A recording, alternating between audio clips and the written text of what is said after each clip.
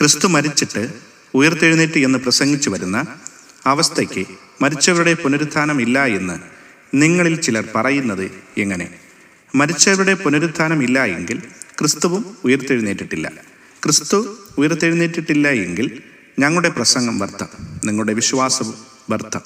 മരിച്ചവർ ഉയർക്കുന്നില്ല എന്ന് വരികിൽ ദൈവം ഉയർപ്പിച്ചിട്ടില്ലാത്ത ക്രിസ്തുവിനെ അവൻ ഉയർപ്പിച്ചു എന്ന് ദൈവത്തിന് വിരോധമായി സാക്ഷ്യം പറയുകയാൽ ഞങ്ങൾ ദൈവത്തിന് കള്ളസാക്ഷികൾ എന്ന് വരും.